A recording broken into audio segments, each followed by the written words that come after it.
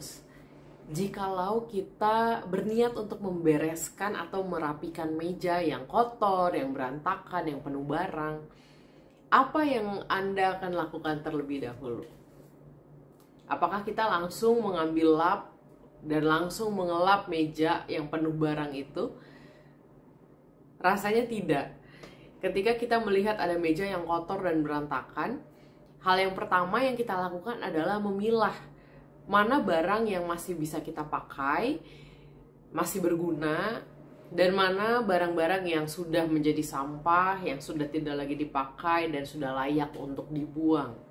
Baru setelah kita memilah-milah, kita menaruh barang-barang pada tempatnya, dan yang tidak terpakai kita buang, barulah kita bisa dengan lebih leluasa membersihkan debu-debu yang tersisa di atas meja tersebut.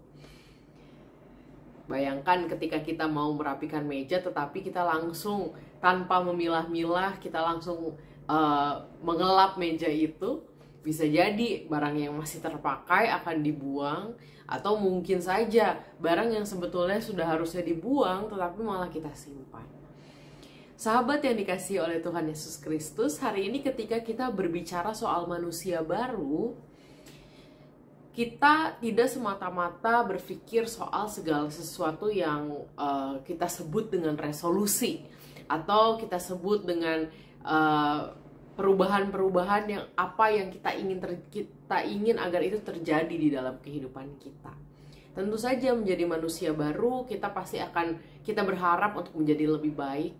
Tetapi hal pertama yang harus kita lakukan adalah melihat, memilah apa yang ada di dalam diri kita yang seharusnya kita tinggalkan, dan mana yang seharusnya kita pertahankan dan kita kembangkan dan kita tingkatkan di dalam perjalanan iman kita.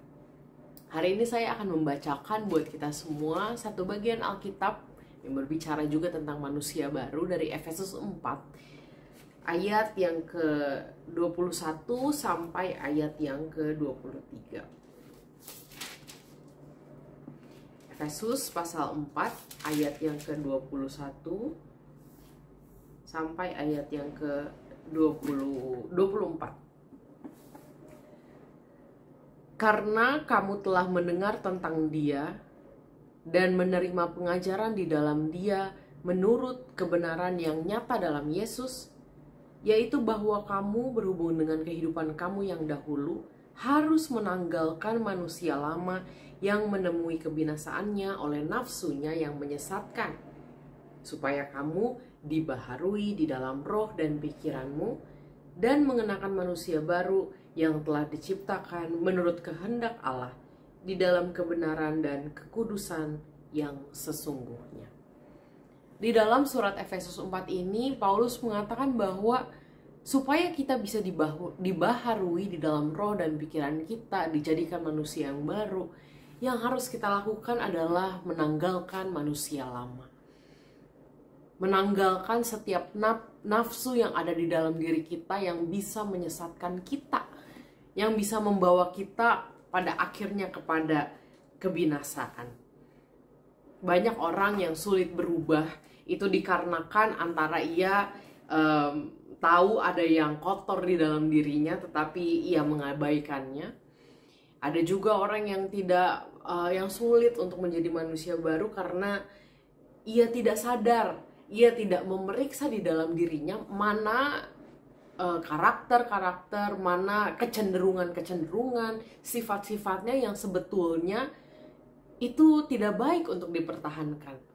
Yang sebetulnya itu berpotensi untuk menyakiti orang lain, itu berpotensi untuk mendukakan Tuhan, itu berpotensi untuk merusak komunitas. Sebagaimana tadi ketika kita membayangkan kita mau membuat meja yang berantakan menjadi meja yang bersih, kita harus memilah, kita harus melihat mana yang harus kita buang, mana yang harus kita simpan. Dan demikian juga dengan kita ketika kita berjalan di dalam iman dan kita memiliki kerinduan untuk dijadikan Tuhan, dibaharui di dalam kehidupan kita, dibaharui di dalam roh dan pikiran kita.